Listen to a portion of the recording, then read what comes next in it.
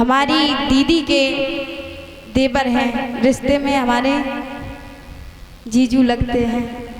माला डाल करके सम्मानित कर रहे हैं और 501 रुपए दे रहे हैं। बहुत बहुत धन्यवाद भैया।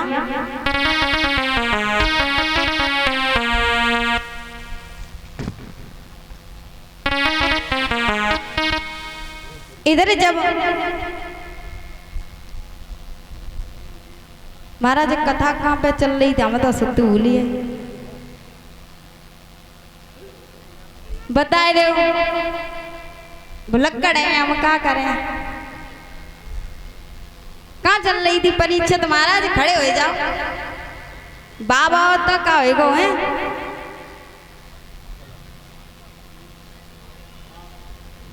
अबे तुम्हें परीक्षित महाराज है, अबे हमारे बाबा ना आए। बताओ परीक्षित महाराज। बहुत सुंदर, ताली बजाए दो एक बार। क्या ताली क्यों नहीं है? बहुत सुंदर बाबा, बैठ जाओ जाएगी परीक्षित महाराज। तो इधर भोले बाबा जो थे अपनी समाधि में लीन थे और सती मैया जो थी रो रही थी। काफी समय बीत गए, काफी समय व्यतीत हुआ। भोले बाबा ने अपनी समाधि को खोला तो सती मैया जो थी, सती मैया ने पूछा कि भोले बाबा ने जैसे ही अपने नेत्रों को खोला उसी समय उनके जो बहनें थी सती जी की, प्रजापति जो दक्ष थे उन्होंने अपने यहाँ पे अनुष्ठान करवाया हुआ था यज्ञ। तो आज सभी देवी देवता जो थे उस यज्ञ में भाग लेने के लिए, शामिल होने के लिए जा रहे थे। तो सती जी ने पूछा भोले बाबा ये बताइए ये विमान कहाँ पर जा रहे हैं? तो सती जी भोले बाबा कहने लगे ये तुम्हारे पिता दक्ष के यहाँ पर जा रहे हैं। कि अच्छा कुछ है पिता के यहाँ?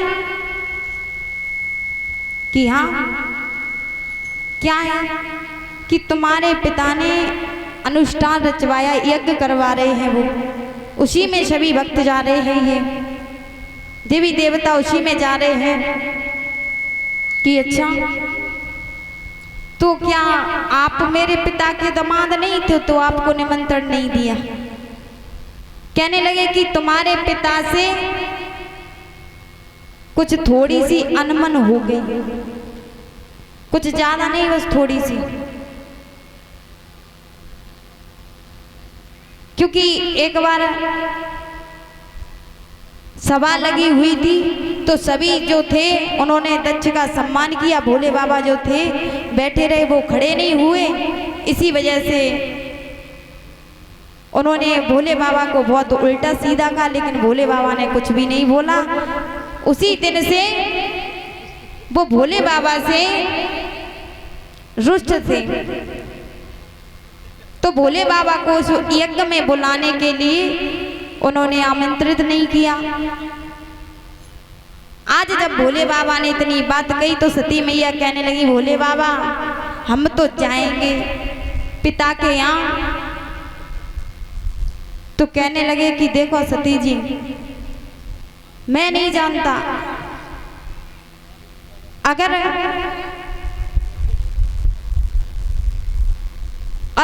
आप जाना चाह रही हो, वैसे ऐसे नहीं बिना बुलाए कहीं जाना नहीं चाहिए। मेरा तो यही मानना है बिना बुलाए, अगर कोई बुलाए ना वहां जाना नहीं चाहिए, क्योंकि सम्मान नहीं होता। और अगर सम्मान नहीं होता तो उस जगह तो जाना ही व्यर्थ है।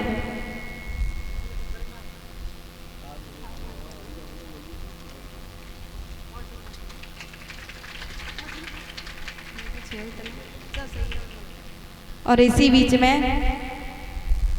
हमारी दीदी का जो बालक है शिल्पी दीदी का बालक है ये, छोटा सा बच्चा है, हमारे गले में माला डाल करके हमें सम्मानित कर रहा है और भाइयों को 11-11 रुपए दे करके सम्मानित कर रहा है। भगवान से ये कामना करूंगी अपने माता पिता का नाम रोशन करे और धर्म कर्म में हमेशा के लिए इसके हाथ बढ़ते रहे। बोलिए वृंदावन बिहारी लाल की।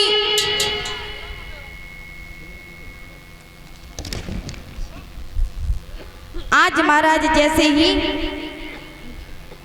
सती मैया से भोले बाबा ने कहा देखो आप मत जाइए, इसी में आपकी भलाई है, क्योंकि बिना बुलाए कहीं भी नहीं जाना चाहिए, सम्मान नहीं मिलता है, कोई भी नहीं पूछता है अगर बिना बुलाए चले जाओ। शादी के पहले तो घर लड़की का होता है, लेकिन शादी के बाद कह देते हैं तुम पराए घर की हो, हैं यही होता है। तो सती मैया ने कहा देखो भोले बाबा हम तो जाएंगे, हम नहीं मानेंगे। भोले बाबा ने कहा ठीक है, अगर तुम्हारी ऐसी मर्जी है तो आप चली जाओ, मैं आपसे कुछ नहीं कह रहा हूं, आप जाइए।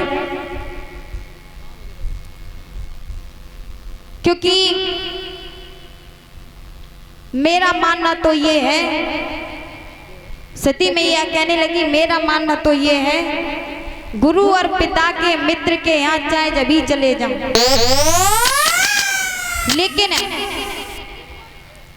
भोले बाबा ने ये कहा तुम्हारा भी मानना सही है, पिता और गुरु मित्र के यहाँ जब मन करे तब चले जाओ, लेकिन वो भी बिना बुलाए नहीं जाना चाहिए।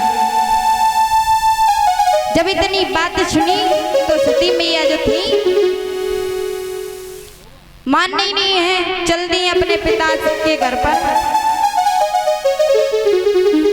महाराज ने तो गढ़ भी भेज दिए, पीछे से लगा दी कि बताओ वहां पर जो भी हो सारा हाल मुझे बताना आकर के।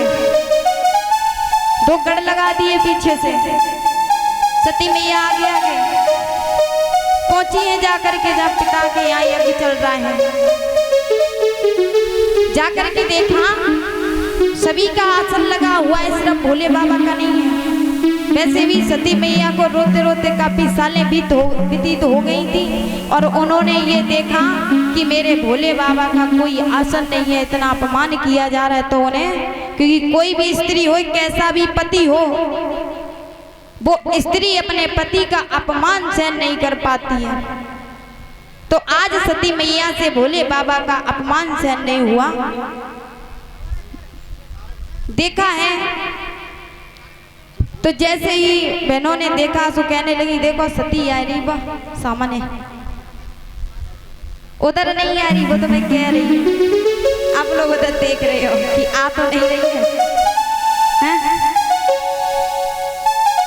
मैया ने देखा, मैया भी कुछ नहीं बोली, बिना बुलाए गई थी ना, इसी वजह से कोई सम्मान नहीं हुआ, इसी वजह से बिना बुलाए नहीं जाना चाहिए, चाहे कितना भी खास हो।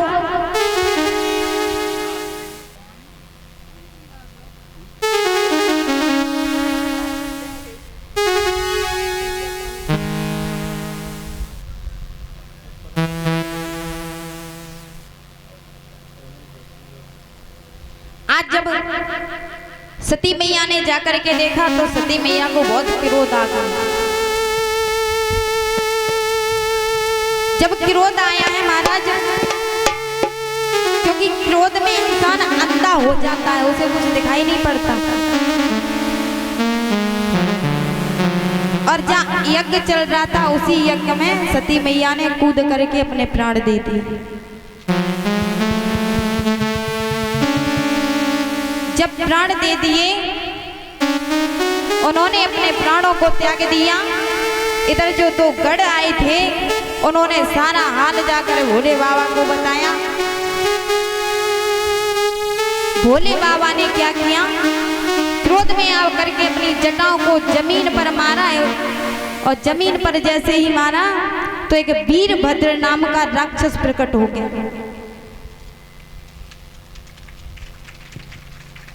और इसी बीच हमारे सोमेश भाई जो नंगला तिलोक से आए हुए हैं, माल्या डाल करके हमें सम्मानित कर रहे हैं। बहुत बहुत धन्यवाद भैया, क्योंकि हम आपसे यही कहना चाह रहे हैं कि धर्म कर्म में हमेशा आगे के लिए हाथ उठते रहे, थोड़े पुण्य कमा लो तो अच्छी बात है। तो भैया आज बताया गया भोले बाबा ने गुस्से से क्रोध में आकर के अपनी जटाओं को जमीन पर मारा, वैसे ही वीरभद्र नाम का राक्षस प्रकट हो गया। वो राक्षस बोला, कहो महाराज प्रभु क्या आज्ञा है? तो जो भोले बाबा थे उन्होंने आज्ञा दी कि जाओ दक्ष के यहाँ चले जाओ, उसके यज्ञ का तहस नहस कर दो, यज्ञ ना होने पाए वहां।